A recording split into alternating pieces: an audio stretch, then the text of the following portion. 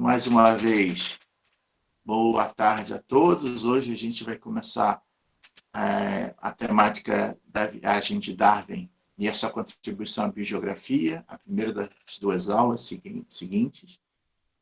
Como a gente vinha comentando sobre as postagens, já coloquei no chat o login e a senha. Qualquer coisa, se você entrou agora e não conseguiu visualizar, o Túlio pode repassar esse login, essa senha. Você irá postar 5 posts, né? E ele não tem um prazo para você postar hoje, semana que vem, depois. Você tem até o final do semestre, que é no dia final de outubro, né? Até a nosso último encontro. Tá certo? Então, eu fiquei devendo essa informação e, por conta disso, estou repassando hoje. Tá joia? Se alguém tiver alguma dúvida, por favor, pode escrever no chat, porque às vezes eu olho para a direita e não estou olhando para frente, porque estou olhando para a tela do computador. Então, obrigado, Isabelle. Então, vamos compartilhar a nossa tela de hoje.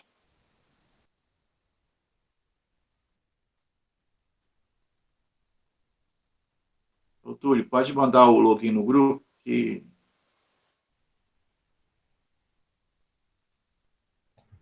Tá bom, já mandei no grupo e a tela está sendo transmitida.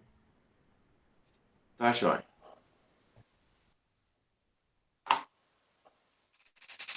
Então, hoje a gente vai falar sobre Darwin e também um pouco sobre a distribuição das espécies, que foi, na verdade, o grande mote depois do retorno de sua viagem para a Europa, onde Darwin se debruçou sobre o material colhido. Né? Então, Darwin, ele é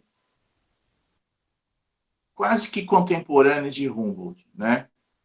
Darwin conheceu Humboldt, estou falando de Humboldt especificamente, porque aqueles que fizeram GEO 125 leram a biografia, né, a invenção da natureza, de Andrea Wolff, e lá, nos capítulos 12, 13, retrata um pouco, né, ou descreve o primeiro encontro entre Darwin e Humboldt. Darwin já é um senhor de idade, Humboldt já é um senhor de idade, Darwin iniciando, né, um menino mais novo, menos de 30 anos, enquanto Humboldt já tinha os seus mais de 60 anos. Então, lembrando que Humboldt viveu até mais ou menos uns 80 anos, cerca disso. Então, esse encontro, de certa maneira, foi desejado mais pelo Darwin do que pelo próprio Humboldt, porque Darwin consumia a literatura de Humboldt, né, e ficava encantado e cheio de dúvidas, interessado em compreender essa paisagem que ele descrevia, que até então ele conhecia pelos livros e que mais tarde, depois, ele teve contato com a sua viagem em 1830, por aí. No Rio de Janeiro, eu acho que ele chega em 1832. E depois de alguns anos, né, Darwin volta às capas de revista depois de cumprimentar o seu bicentenário. E várias ideias que Darwin, dentre as várias ideias que Darwin constituiu, né, ou auxiliou na construção, existe o conceito de evolução, né? Um conceito esse que, segundo alguns estudiosos, modificou o modo de ver o próprio mundo. Enquanto Humboldt enxergava a natureza como algo que fosse uma combinação entre todos os elementos físicos para se constituir uma paisagem, Darwin detidamente começou a observar as espécies animais e, a partir daí, que constitui o conceito de evolução. O conceito de evolução que, na época, causou muito conflito com a religião em função do fato de muitos não aceitarem que o ser humano fosse descendente do primata, né? E isso, logicamente, custou assim, conflitos científicos e religiosos que Darwin, durante muito tempo, procurou evitar, mas não teve muito como ele fugir, até mesmo porque, depois que ele volta da sua viagem, que durou 5 anos, né, ele demorou pelo menos 30 anos para escrever A Origem das Espécies. E ele só se vê obrigado, né, minha interpretação, a publicar, porque um outro pesquisador muito admirador de Darwin, fazendo uma viagem para a Ásia, o Wallace, né? O nome dele é Wallace, ele chega na mesma conclusão de Darwin, né? As suas observações. E quando ele faz isso, quando ele chega a essas observações, a primeira pessoa que ele resolve escrever é para Darwin. Só que Darwin não tinha falado nada para o Wallace, né? Então o Wallace não sabia que Darwin tinha chegado à mesma conclusão. E aí o primo de Darwin, vendo, né, o imbróglio que se ocorria, porque o Wallace poderia publicar o trabalho antes, né? Mas Darwin, tendo conhecimento, Darwin começa a organizar suas ideias, e esse primo, que eu agora me esqueço o nome, ele organiza uma sessão na Associação Científica da Inglaterra, e eles apresentam a teoria da evolução com Darwin como primeiro autor e Wallace como segundo autor. Então, a apresentação da ideia, ela não é uma exclusividade, não é um projeto autoral de Darwin, é um projeto dividido aí entre Darwin e Wallace, mas só que a gente só fala do Darwin e esquece do Wallace, né? Agora, logicamente que Darwin não tinha como comprovar aquilo que ele falava, né? Lembrando que século XIX, a ciência positivista, né, a verdade científica só pode ser dita ou confirmada quando ela pode ser comprovada. E aí, logicamente, que muitas das ideias de Darwin não tinham como ser comprovadas. Eram, como se diz na gíria científica, meras especulações. No entanto, tinham grandes indícios. Mas a condição tecnológica da época não permitia que fosse possível chegar a algum tipo de conclusão, né? Então, hoje, século XXI, final do século XX, início do século XXI, com o avanço da biotecnologia, várias das ideias de Darwin foram testadas, né? Se conseguiu testá-las. E também pelo acúmulo de informação, conseguiu constatar algumas coisas que eram e outras não eram tão verdadeiras assim. Então, alguns autores, né, crucificam Darwin, dizendo que Darwin estava errado porque ele não viu isso. Ora, ele, eu vou dizer assim, jogou a semente, mas não se tinha condição tecnológica na época de comprovar, né? Não se tinha a biotecnologia. Então, eu coloco aí para vocês 2 capas de revista da National Geographic, uma perguntando se Darwin estava errado sobre a origem das espécies, né? E outra inocentando Darwin, né? Tipo, o que Darwin não sabia. Então, de uma certa maneira, a revista, em 2 momentos diferentes, lógico, a revista tenta vender informação através da capa, chamar a atenção do seu leitor. Mas ele conseguiu pensar algo além do seu tempo com as condições que ele tinha. Certo? Então, esse é o grande, vamos dizer, legado, né, de Darwin. E os críticos de Darwin, né, logicamente que não aceitavam essa ideia do primata, né, tratavam Darwin de uma maneira jocosa, ou seja, desqualificadora. Então, aí a capa de um jornal francês, né, Le Petit Lune, que mostra Darwin como sendo um primata pendurado numa árvore. E, de certa maneira, né, essa crítica, hoje, ela é destruída ou desqualificada na medida em que até mesmo alguns outros autores, né, como Yuval Harari, que escreveu esse livro aqui, ó, acho que vocês acham em PDF na internet já, Uma Breve História da Humanidade, mostra, né, o caminhar da humanidade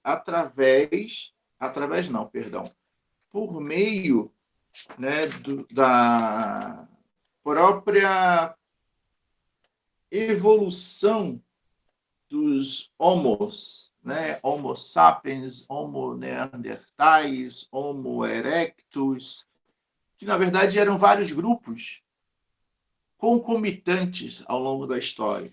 E o Homo sapiens, foi aquele que, de certa maneira, sobrepujou os demais. Na verdade, fica uma grande pergunta, né? O que fez com que esse grupo pudesse se tornar predominante? Então, eu sugiro a leitura desse livro, Uma Breve História da Humanidade, para que vocês possam, de repente, ter alguma ideia. Mas, logicamente que, embora a teoria da evolução fique muito presa à imagem da evolução do homem, né? Mas a gente não pode esquecer sobre a ideia principal, que é a origem das espécies, né?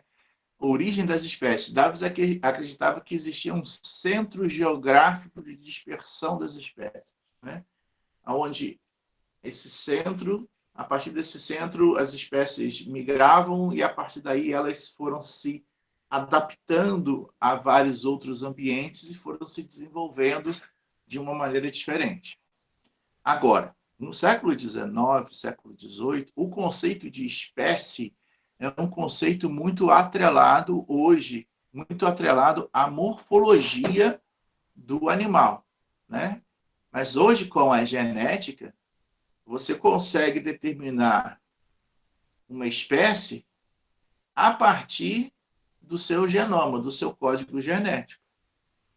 Só que hoje, e aí existe um grande debate sobre o conceito de espécie, porque morfologicamente eu posso ter duas aves iguais, ou seja, considerar que eles sejam da mesma espécie, mas biologicamente, genomicamente, elas são diferentes. E aí, genomicamente, eu posso dizer que elas são duas espécies diferentes, mas ainda morfologicamente eu posso dizer que elas são a mesma espécie. Tá certo? Então, até mesmo a Darwin, com o conceito que se tinha de espécie, é um conceito que ele, na verdade, conseguiu, de certa maneira, trabalhar e observar como essas espécies poderiam se tornar distintas ou se transformar ao longo do tempo, né? E isso também repercute sobre a própria espécie humana, né? Como caminha a humanidade, né? Os fatores culturais que influenciaram a evolução biológica. Então, a capa da Ciência hoje, que é uma revista da Sociedade Brasileira para o Progresso da Ciência, publicada no ano de 2012, certo? Mas, assim, Darwin, quando viaja, né, ele não viaja necessariamente com a intenção de construir uma teoria. Ele viaja porque, assim, na sua família, ele, de uma certa maneira, era considerado uma pessoa que não vingava, ou seja, não tinha uma profissão. Ele entrou para fazer medicina, não gostou. Então, ele foi fazer um outro curso superior, não deu certo. Tentou comércio, não deu certo.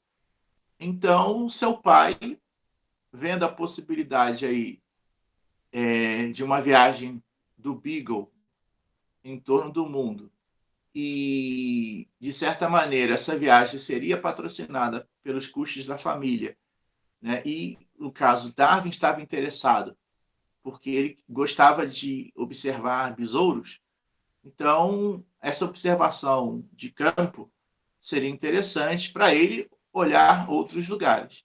E o que ajudou muito foi uma indicação de um pesquisador que iria na viagem, agora me falha a memória do pesquisador, e aí, como ele não podia ir por questões familiares, ele indica o Darwin, né? Então, assim, nem eu posso dizer assim que a viagem do Beagle foi um acaso que, de certa maneira, potencializou as habilidades de Darwin.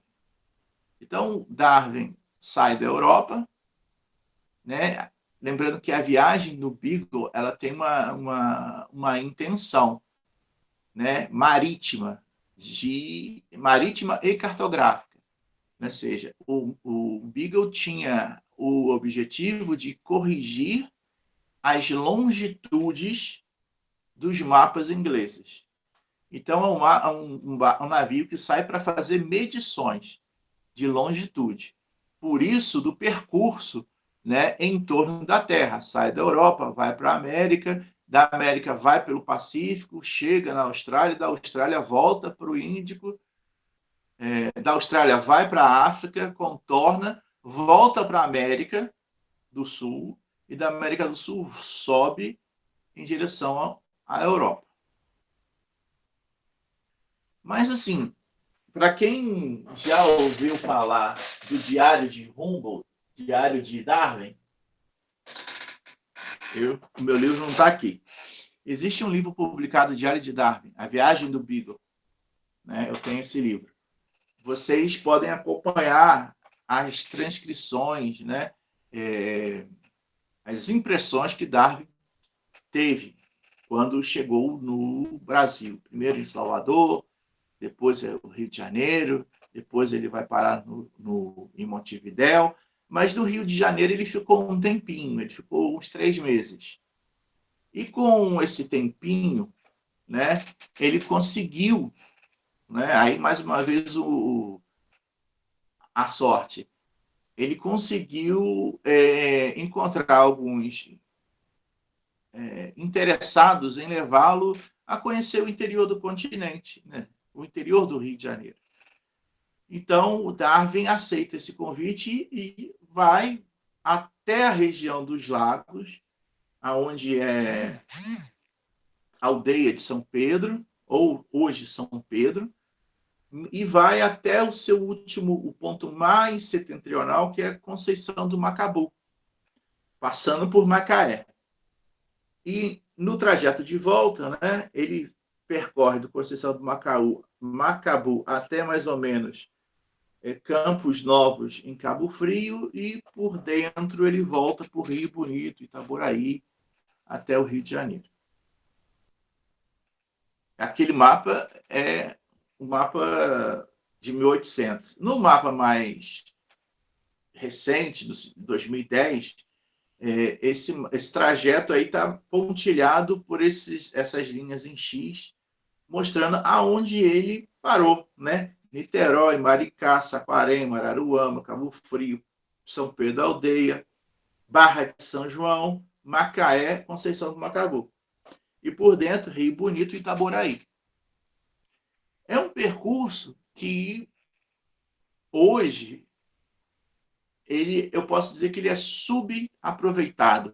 turisticamente, né? Até mesmo até o Darwin completar 200 anos, né, do seu falecimento, você não se tinha tanta informação sobre Darwin, né, no conhecimento universitário. Agora, depois desses 200 anos,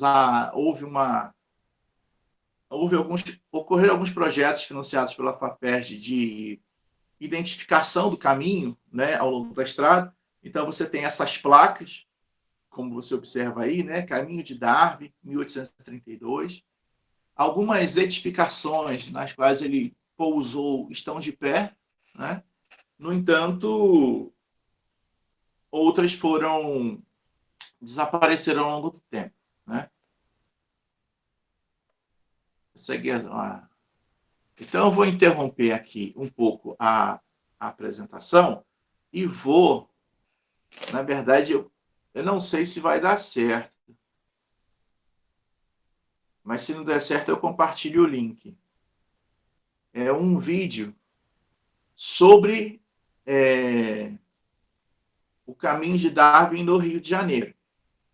É um vídeo rápido, de tempo, um vídeo de 19 minutos, mas eu vou tentar passar aqui. Mas se não der, eu já vou deixar o meu link, o link do vídeo, do YouTube. Mas eu vou tentar passar. Vamos ver se vai. Espera aí.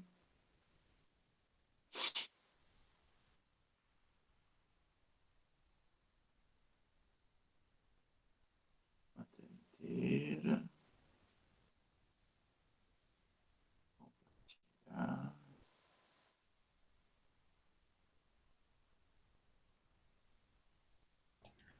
Ô Edson, Oi. para reproduzir áudio do jeito que você quer, você vai ter que apresentar apenas uma guia, não a tela inteira, senão não vai sair. Apenas uma guia? Isso.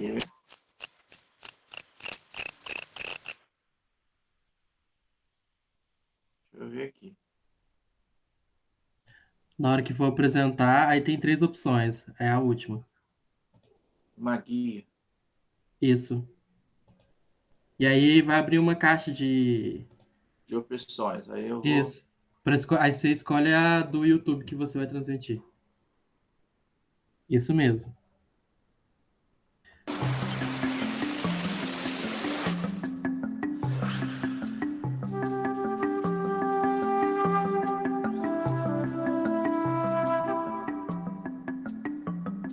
(4 de abril de 1832.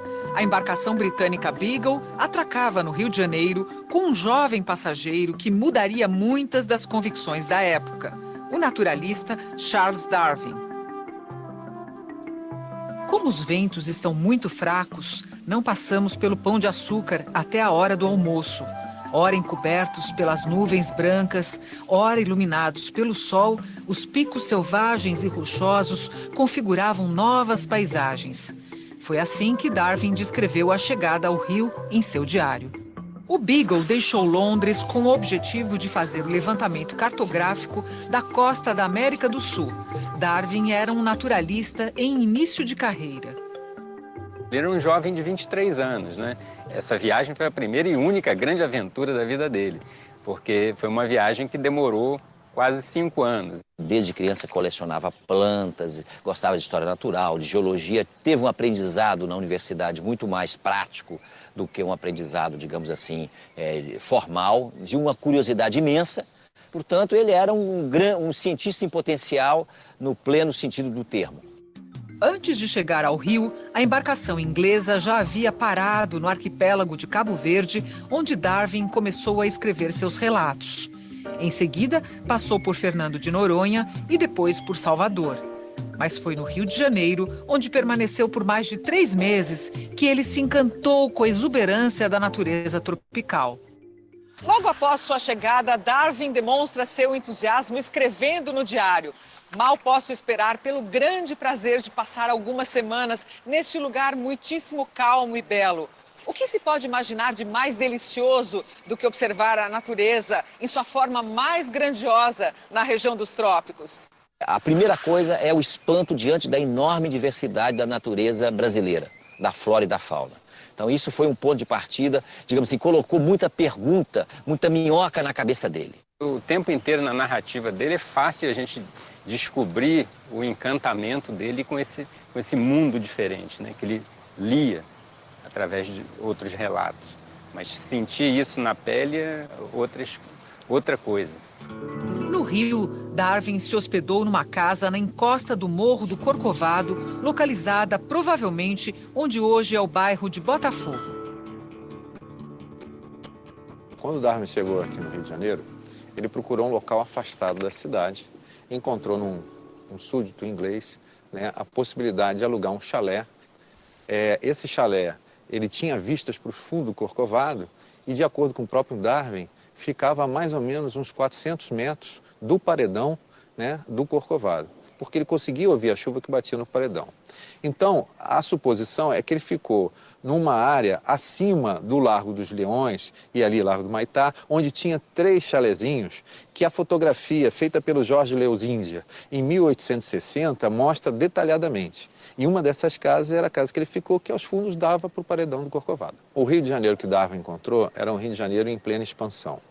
É um Rio de Janeiro que, como consequência da vinda da família real e depois da instituição do Império, ele abriu as portas para outros povos também. Então você tinha presença de ingleses, franceses, alemães aqui no Rio, ao mesmo tempo que você tinha uma cidade que ultrapassava o que ela ficou durante quase 200 anos, que era entre 4 morros ali no centro da cidade. Passeando pelo centro, Darwin encontrou um inglês que se preparava para visitar as propriedades dele no interior fluminense e aceitou fazer parte dessa aventura. Ficou registrado em seus relatos. Muito provavelmente, deve fazer uma expedição de algumas milhas rumo ao interior do país. A expedição partiu a cavalo em direção ao norte fluminense. Foram 16 dias de viagem entre ida e volta. Hospedaram-se em pequenas vendas e fazendas e passaram por 12 vilarejos. Um grupo de pesquisadores do Rio refez esse caminho, colocando painéis e placas nos pontos mais importantes do trajeto. Niterói foi o ponto de partida da expedição de Darwin. Aqui na Serra da Tiririca, ele entrou pela primeira vez na Mata Atlântica. Vamos percorrer um trecho para tentar ver e entender o que ele sentiu?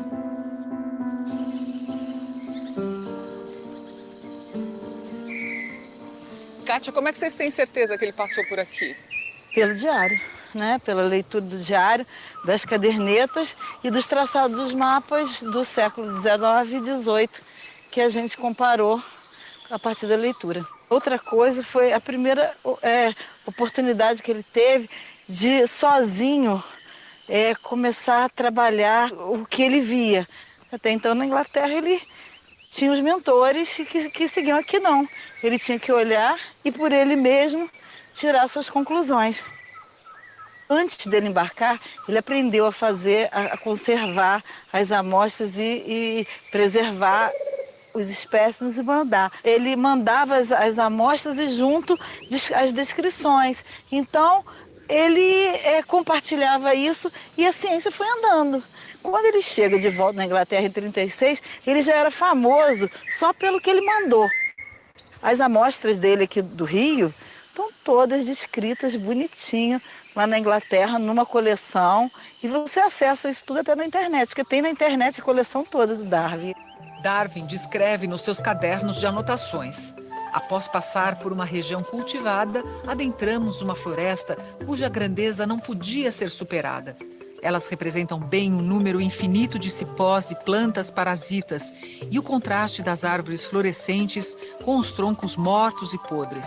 Eu não conseguia, de maneira alguma, parar de admirar essa cena. Ele pôde registrar inicialmente uma floresta que recebe os primeiros ventos do Oceano Atlântico, né? Por isso ela tem uma maior umidade do que as demais florestas.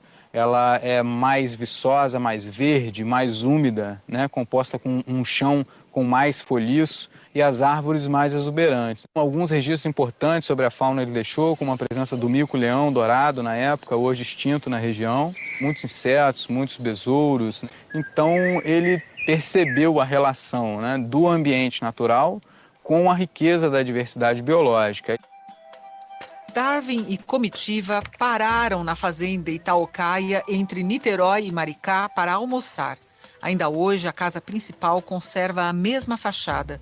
Ele observa, então, como funcionava a sociedade rural brasileira, que usava mão de obra escrava. A região de fazendas de cultivo de café era cercada de quilombos com negros fugitivos. Foi aqui dessa varanda, de onde se avista essa montanha de rocha maciça, que Darwin ouviu a história de uma negra fugitiva que preferiu se jogar lá do topo a ser capturada pelos soldados. O relato impressiona Darwin, que comenta em seus diários. Se ela fosse uma matrona de Roma, isso seria considerado patriotismo nobre. Mas como era uma negra, foi chamado de obstinação brutal. Aqui ele se deparou com a escravidão acontecendo, com as pessoas sendo, inclusive, maltratadas, as pessoas sendo colocadas numa condição subhumana.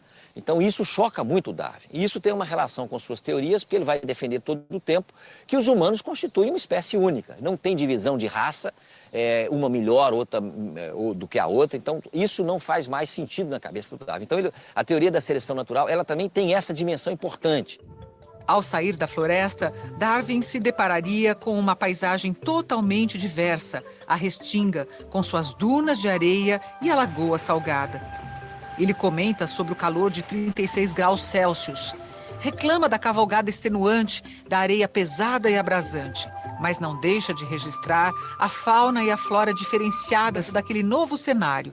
As plantas suculentas, com as mais fantásticas formas, davam à paisagem um interesse que não teria em outras circunstâncias.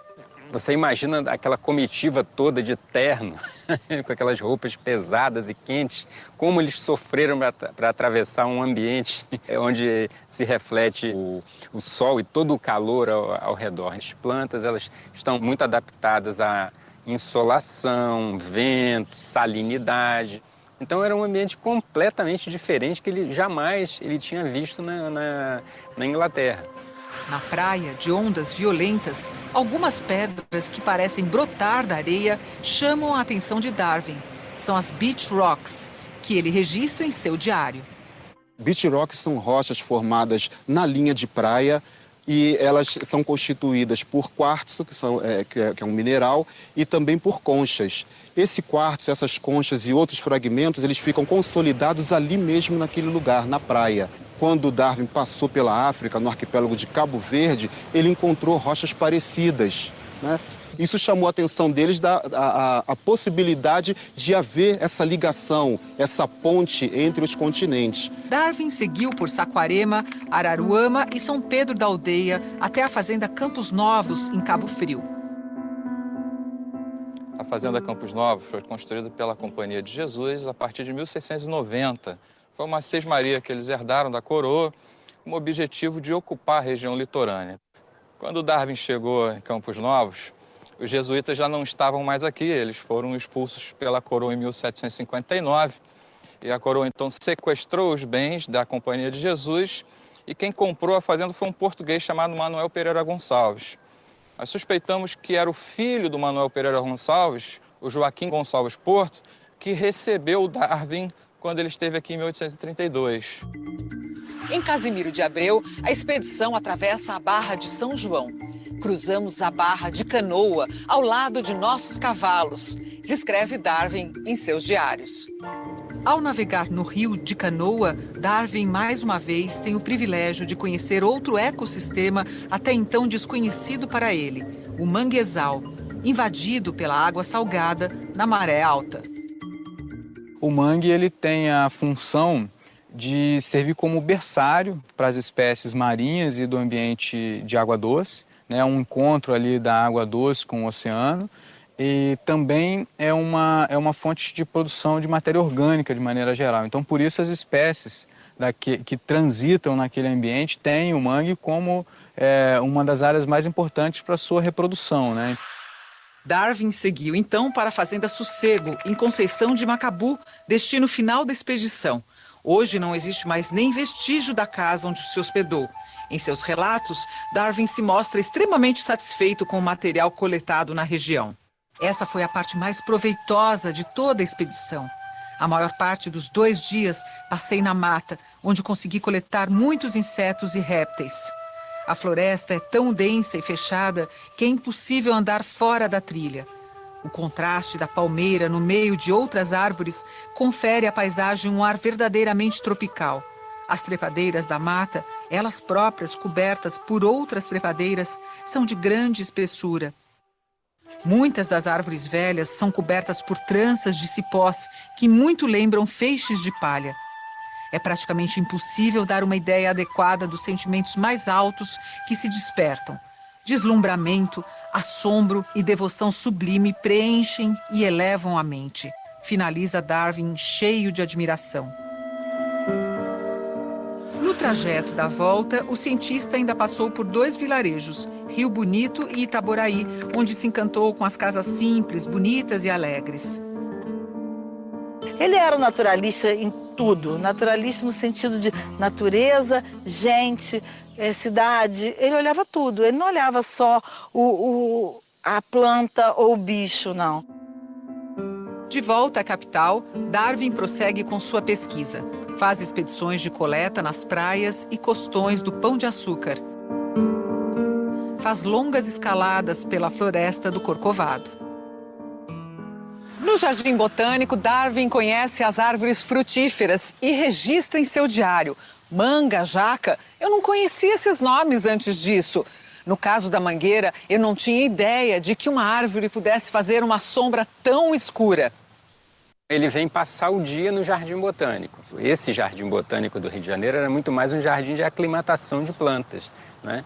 Quando a coroa veio para aqui, para o Rio, ela teve que trazer tudo o que ela precisava. Não existia geladeira na ocasião, então a gente precisava de aclimatar cravo da Índia, pimenta do reino, aquilo que eles chamavam de as especiarias, né? Que conservavam os alimentos. Conservavam os alimentos, né? Tudo isso tinha aqui dentro do Jardim Botânico cultivado. Na verdade, eram plantas que são bases de alimentação, plantas importantes no dia a dia. E ele se impressiona com isso aqui. Ele andou muito aqui na cidade do Rio de Janeiro também, né? O que ele mais gostava era de inseto. Então, como era provavelmente não era a primeira oportunidade dele estar nesse ambiente aqui, ele coletou muitos insetos. Tudo impressionava ele porque ele nunca tinha saído da Europa, ele nunca tinha visitado um país tropical. O tempo durante essas 11 semanas passou tão deliciosamente que meus sentimentos ao sair do Botafogo são de tristeza e gratidão. Esse é o registro de Darwin no seu último dia em terra firme no Rio. Essa passagem pelo Brasil é apenas o início da expedição do Beagle. No dia 5 de julho de 1832, Darwin segue rumo a Galápagos, acumulando observações e conhecimento que o levariam à teoria da evolução das espécies. Ao observar tamanha variedade de espécies, Darwin começou a se perguntar: se todos viemos de um ancestral comum, como é que apareceram tantas formas de vidas diferentes? 20 anos depois da viagem do Beagle, Darwin finalmente publicaria o livro A Origem das Espécies e a Seleção Natural, que logo seria um sucesso de vendas. Um excitante relato de suas memórias, um detalhado diário científico de campo. Nas comemorações de 150 anos da publicação do livro, o trineto de Darwin esteve no Brasil refazendo o trajeto do naturalista em terras verde e amarela. Muito emocionado com tudo que viu, ele deixa um recado para as futuras gerações. I'd read his accounts, but to come to the places and to meet the people who are the descendants of the people he met and to see the landscapes, it's just exciting. I'm very, very pleased to be able to be with people all talking about science and encouraging young children and older children to learn science and to care for their environment. a paisagem atingiu o seu tom mais brilhante. Bonito é um adjetivo modesto demais. Cada forma, cada cor é um exagero completo. É como se fosse uma das cenas mais alegres de ópera ou teatro.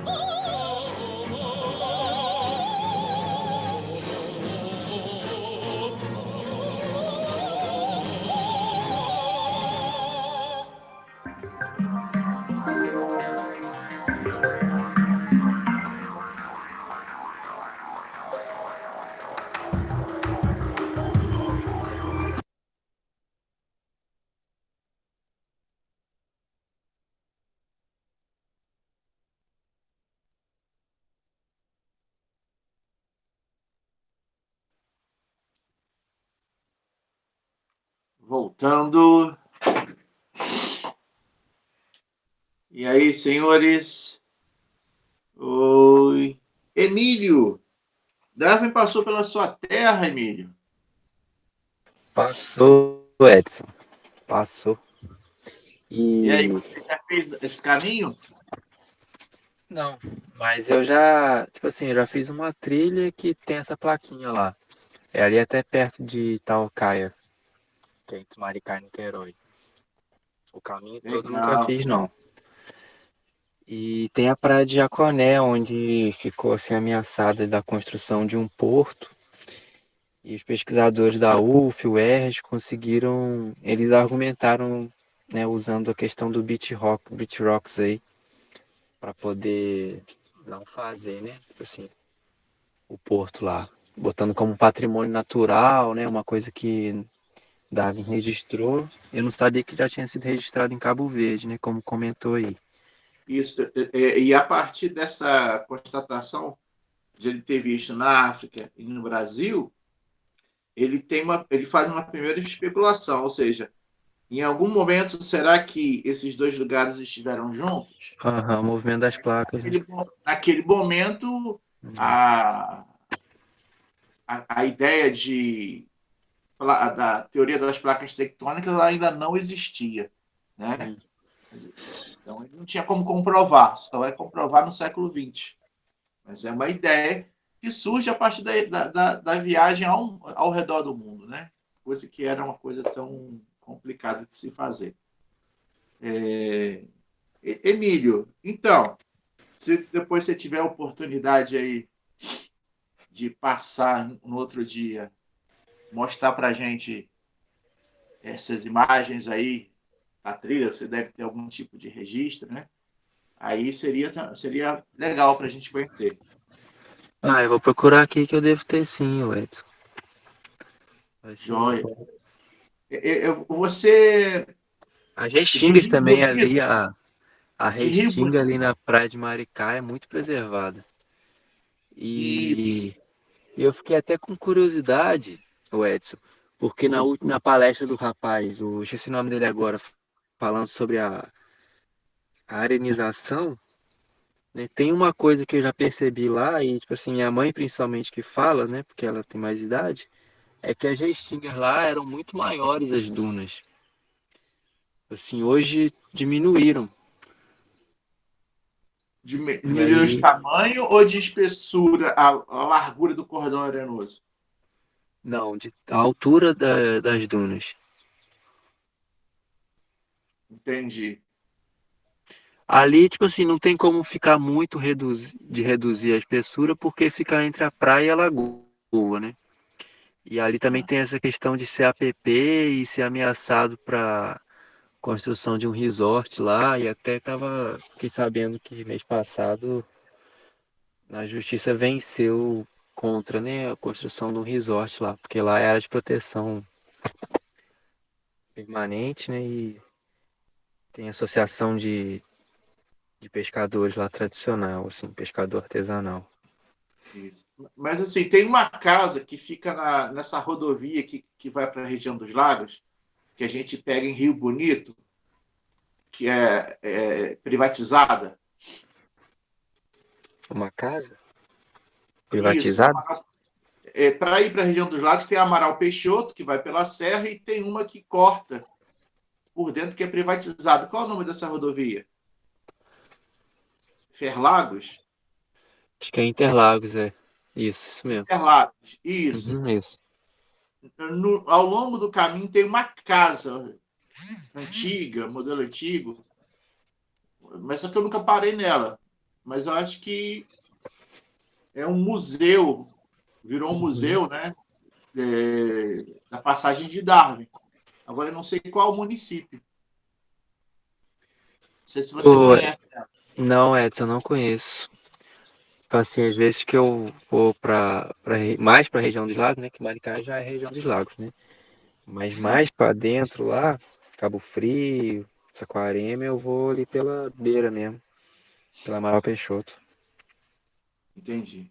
Pouquíssimas vezes que eu fui lá pro interior ali, Rio Bonito, Tanguá, Cachoeira de Macacu. Bem pouco. Tá. Ao longo da fala do vídeo, né? Darwin chega aqui com 23 anos, ele volta com 28, escreve A Origem das Espécies depois de 20 anos.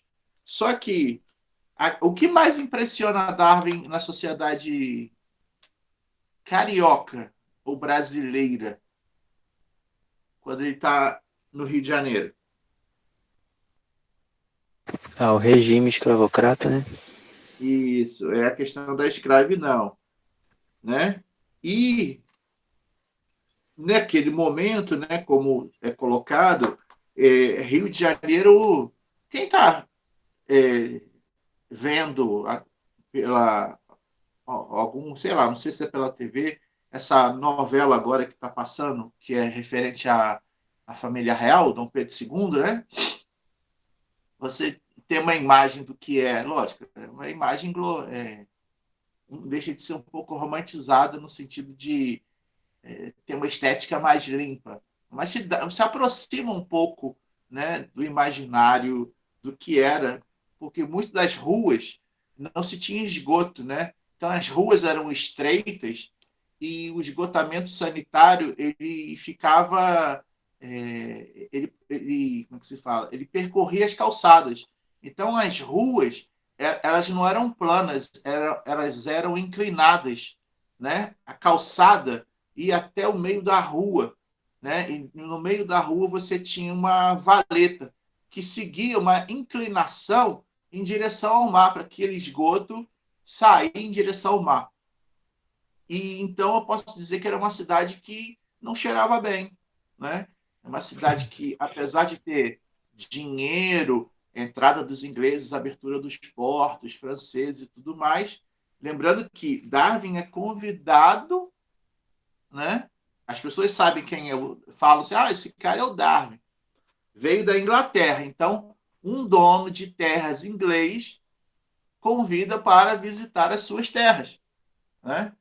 Então, a própria aproximação se deve ao fato dele ter vindo em um navio inglês, né?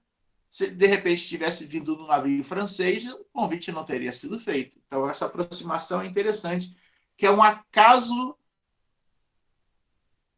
que tem uma certa lógica, no sentido, né? Ele oferece porque sabe quem é e de onde vem. E 16 dias em cima de um cavalo, né? Para chegar entre ir e voltar, né? Quanto tempo você demora quando você chega no Rio, Emílio, até chegar a Maricá? Hoje? Então, hoje o fluxo aumentou, né? Até pela Comperte. Então, mas aí, assim, é 1h30, 2 horas, quando faz devagar. Mas... Até Maricá. Isso, Rio Maricá, só que são 60 quilômetros, né? Então, assim, antigamente meu pai sempre falava que fazia em 40, 50 minutos. Então, do Rio até Maricá são 60 quilômetros, o que hoje dá para fazer em 2 horas com o trânsito. Aí de Maricá, 1h15 faz ainda. 1h e pouco.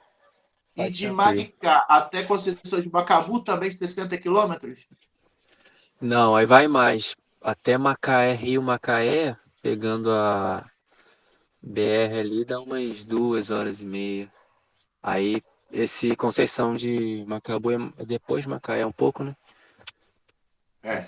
Esse lugar eu não conheço, não. Então, assim, vamos pensar assim, em 4 a 5 horas você consegue chegar hoje em Conceição de Macabu. Darwin demorou 8 dias para chegar, né? Com pernoite. Era outro tempo, né, Edson? Um outro tempo. Você Outro tinha ritmo. que parar, tinha que dormir, alimentar os bichos, e os bichos também carregavam peso. Você imagine, quantos cavalos deviam ter a tropa? Porque Darwin, onde parava, coletava. Então o cavalo vai tranquilo e volta a tempo. Cavalo só para os diários dele. Pois é. Anotações. Ele foi, o cavalo ia tranquilo, né? Mas depois, na volta, tinha que dividir o peso das amostras. Mas só que, veja bem, tem gente que não consegue pensar, né? No sentido, Darwin pegou tanta coisa, né? E como é que ele mandava de volta? Será que durante a viagem ele foi acumulando no navio? Não dava para acumular no navio. O navio, assim, a gente não tem a dimensão de uma caravela, não cabe tanta coisa daquilo que o Darwin conseguia coletar, né? Porque ele encaixotava, né? Então, quando ele estava num lugar, ele mandava. Aí você fala assim, tinha correio naquela época? Como é que ele mandava as cartas? Ele mandava na confiança. Então, no Porto Rio de Janeiro, você tinha navios, os portos já estavam abertos às nações amigas, só ingleses. Então, o Darwin mandava as encomendas pelos navios. E já avisava, né? Pelo telégrafo, que o navio estava chegando. Veja bem, o telégrafo. Os cabos cruzando o Atlântico cruzando o Atlântico entre a Europa e a América já tinham sido colocados. Essa viagem de Darwin é para, entre aspas, acertar o mapa dos ingleses das rotas comerciais. Então, ele passava lá o telégrafo, não era telegrama, era o telégrafo, e aí avisava já, o navio, o nome do navio, dava o nome do navio, a data que o navio saía, quando ele chegar aí, vai ter uma encomenda para mim. Aí, só que essas viagens, assim, não tinha a data certa, né? Demorava 20, 25 dias, e se o mar tivesse revolto, demorava mais tempo. Se tivesse uma calmaria na região da linha do Equador, parava o navio. Então, era uma viagem de 20 a 30 dias. E eles calculavam mais ou menos o tempo e a pessoa que ia pegar a encomenda mais ou menos ficava acompanhando os informes do porto, né? O navio tal chegou, porque o navio vai se comunicando com o porto que ele vai chegar, até mesmo para solicitar ajuda caso ele precise.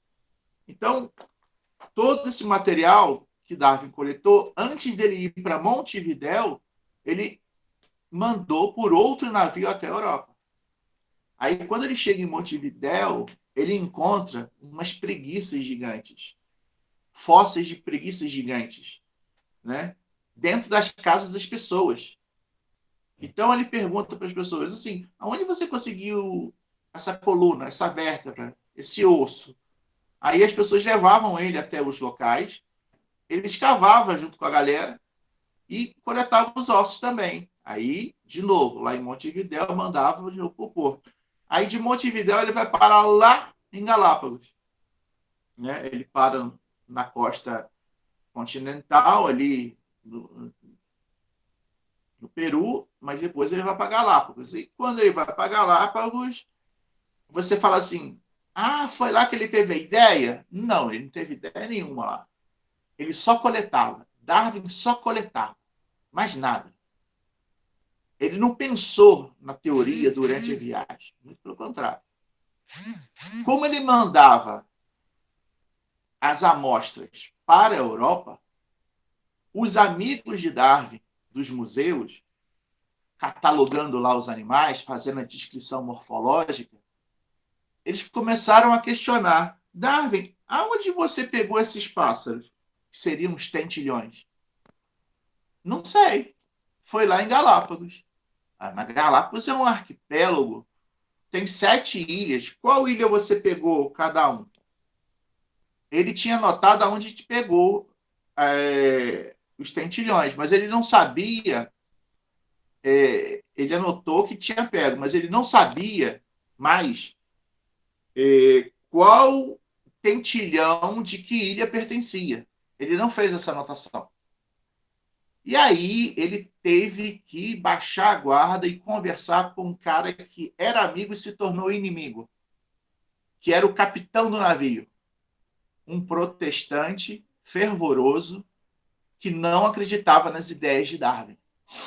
Então, como convencer esse homem a ajudá-lo a dizer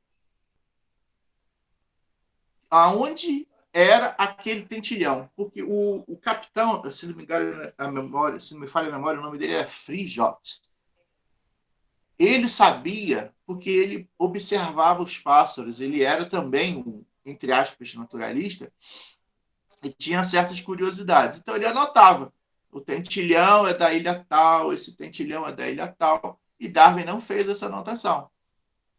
E aí, meus senhores, ele teve que conversar com o homem, mas teve que esperar o cara voltar de viagem, pedir uma audiência com ele, conversar, para ver se amansava a fera, porque não é que ele não gostasse de Darwin, porque Darwin era a companhia do capitão na viagem.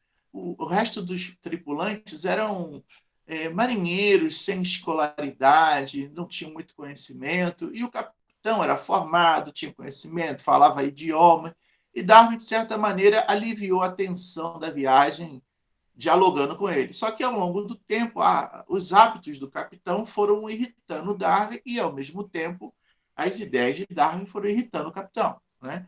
Como esse papo de falar que a teoria da seleção, que já tinha. Agora, Darwin procurava corroborar isso, né? E precisava dessa informação. Mas vou te dizer que o capitão foi muito honroso no sentido de dar a informação. Né? Eu não gosto de você, mas essa informação eu posso te dar. Ele poderia perfeitamente falar assim, eu não gosto de você e eu não vou te dar essa informação. E aí ele passaria a perda, porque ele poderia ser contestado depois, mas não foi. Né? Então, esse é um fato histórico importante. Amanda, quais foram os ambientes mesmo que Darwin conheceu que ele nunca tinha visto na vida? Além da floresta que ele entrou? Ô, professor, não vou lembrar tudo agora, não. Não, é só 2 coisas. Quais 2 ambientes que Darwin conheceu além da floresta, no seu percurso?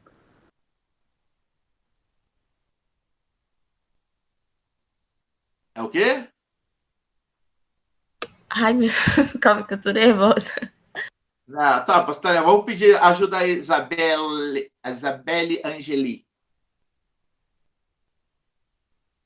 Ai, meu Deus. Eu lembro da floresta tropical. Isso eu já falei, né? Opa, o Pedro escreveu. O Pedro mangue. entrou no chat, é o mangue. Ai, não, mas tem outro. Qual é o outro? O Pedro te ajudou, já te falou mangue. Qual era o outro ambiente? Até o Emílio comentou, hein? Ai. Não lembro. Não tem no Espírito Santo. Na região serrana do Espírito Santo não tem esse ambiente. Nossa, agora você me pegou, porque eu não conheço muito a região serrana. Não. Você qual município mesmo? Colatina. A Colatina não é região serrana, não, do Espírito Santo? Não. É litoral? Noroeste. Não, nem litoral. Vamos lá, então. Leon, qual é o outro ambiente que Darwin conheceu e que reclamava das altas temperaturas?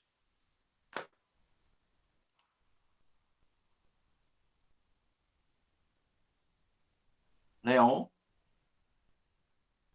Não me lembro também. Isabelle Roriz. Você lembra, Isabelle?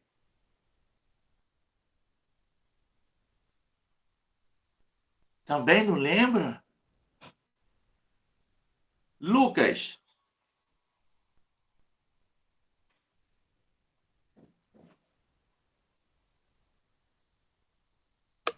Não é o deserto, não, né? Não, né, não. Não. No Rio de Janeiro não tem deserto.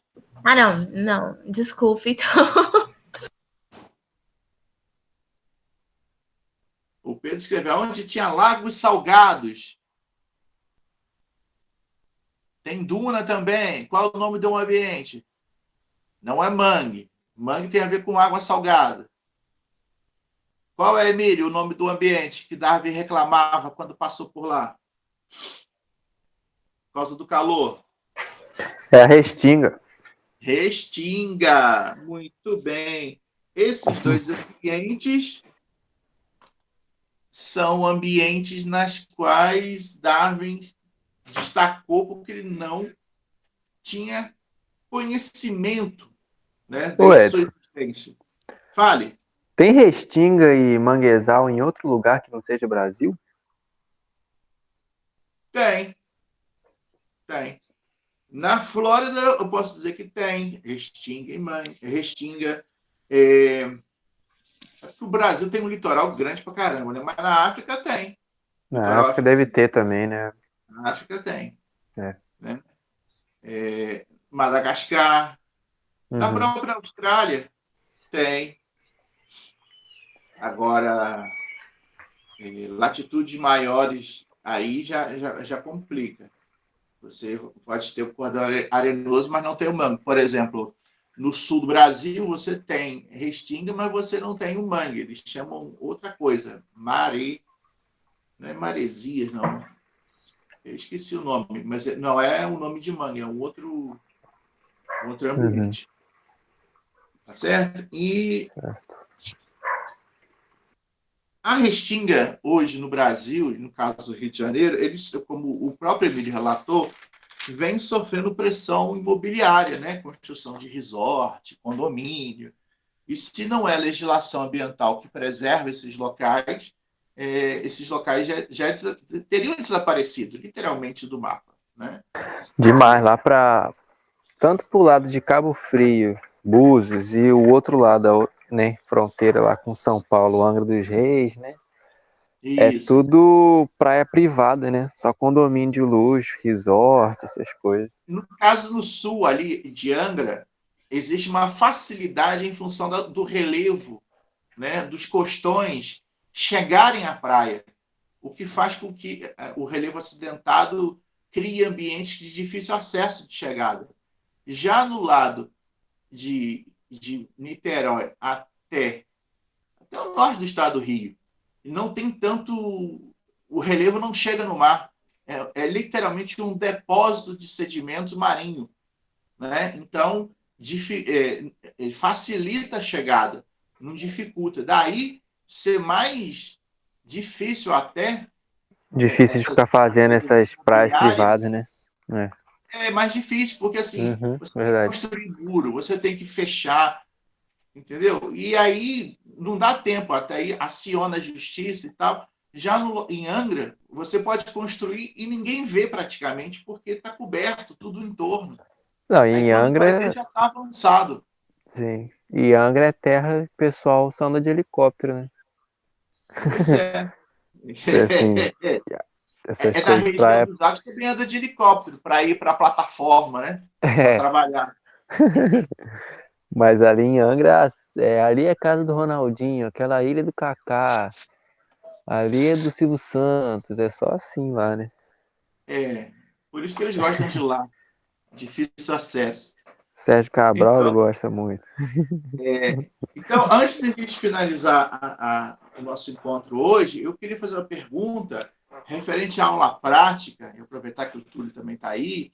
Nessa primeira aula, vocês tiveram alguma dificuldade para vocês explorarem na aula prática hoje à noite? Conseguiram desenvolver?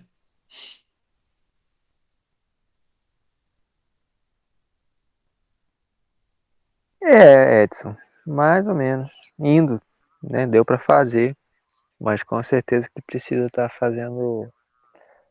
é um contato inicial, né? Tem que realmente pegar ali para treinar e ficar com intimidade com o programa. Vocês já escolheram a localidade ou o município? Já. Já? Você vai fazer de Macaé mesmo, Maricá? Não, eu peguei Brumadinho. Tava na lista. Ah, tá certo, então. Então tá beleza. Então, senhores, por hoje, nós ficamos por aqui e aguardando vocês para o período da noite. Tá bom? Vou interromper aqui a gravação e agradeço aí a paciência de todos aí por mais uma semana.